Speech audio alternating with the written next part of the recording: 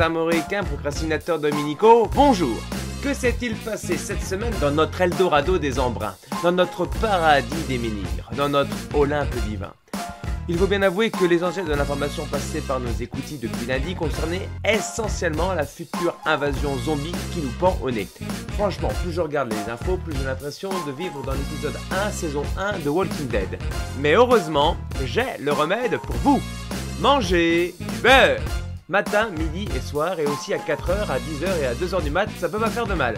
Et pendant que vous y êtes, vous pouvez aussi l'utiliser en huile de massage, en dentifrice, ou même en lubrifiant lors de vos ébats langoureux.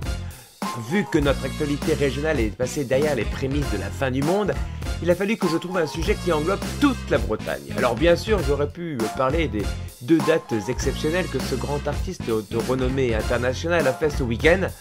En effet, hier j'étais à Plouvien et samedi soir j'étais à Plozévet. Hashtag Bigoudin représente. J'aurais aussi pu parler d'Anne Stivell, d'Anna Braz et Gilles Servat qu'on a vu dans un super reportage, mais bon, en fait, je l'ai loupé et j'ai pas eu le temps de le voir en replay. Hashtag loser. J'aurais pu parler du guide Michelin, mais honnêtement, je n'y accorde pas beaucoup de crédit quand on voit que l'auberge des Glaziques n'a que 2 étoiles. C'est comme si on disait à Madonna en sortant de scène du Stade de France, ouais, c'est pas mal, mais bosse encore un peu. Hashtag je suis Belin. Bref, ce ne sont pas les sujets qui manquent, mais un sujet qui vous intéresse vraiment tous. À part les festivals et l'alcool, je vois pas quoi. Quoique, hier j'étais dans le Léon, avant-hier j'étais en Bigoudénie, et s'il y a bien un point sur lequel ils s'entendent ces deux-là, c'est bien le fric.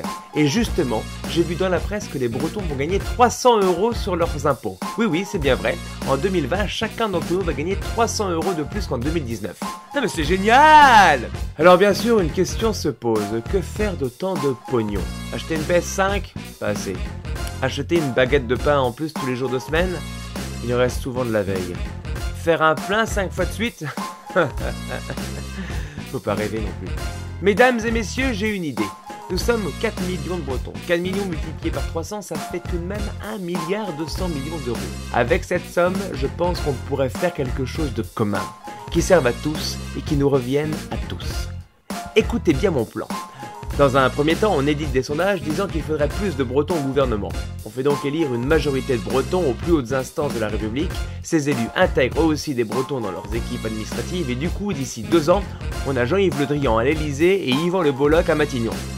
Deuxième phase, on crée un virus mortel qu'on intègre dans la recette du beurre paysan breton qui sera servi sur les toasts au saumon de Châtelain lors des vœux à la presse du nouveau président en présence des plus grands chefs d'État du monde. Une fois que tout le monde est malade et au bord de l'agonie, sauf Jean-Yves et Yvan, faut pas déconner, on déclare Nantes comme capitale de la France et on déménage la Défense à Rennes. Du coup, on devient hyper riche d'un coup. On crée des taxes sur les transactions boursières qui passent en dehors de chez nous et on a encore plus de pognon. Troisième phase, on réitère notre coup d'état au beurre salé au niveau européen et on met Christian Troidec président de l'Europe. Du coup, vous pouvez être sûr que d'ici 2028-2029, je peux vous dire que non seulement on aura un tilde sur nos haines, mais qu'en plus, on pourra passer le bac en breton dans toute la France et même dans toute l'Europe. Que les cours de bignou seront obligatoires à partir de la 6e et que le kikafar saura remplacer le poulet basquez et le bœuf bourguignon. Et surtout, que la danse bretonne sera reconnue enfin discipline olympique. Je rêve, vous croyez? Eh ben, pas tant que ça. Pour tester cette utopie, je vous propose que chacun d'entre vous m'envoie 300 € sur mon RIB que vous trouverez en pièces jointes et je vous promets que j'en ferai très bon usage. En attendant, vous pouvez évidemment me retrouver sur Facebook, sur Instagram, sur Twitter et sur SoundCloud et sur Podcast. Vous abonner, mettre des pouces bleus et partager tout ça. Merci beaucoup, à la semaine prochaine, Kenavo!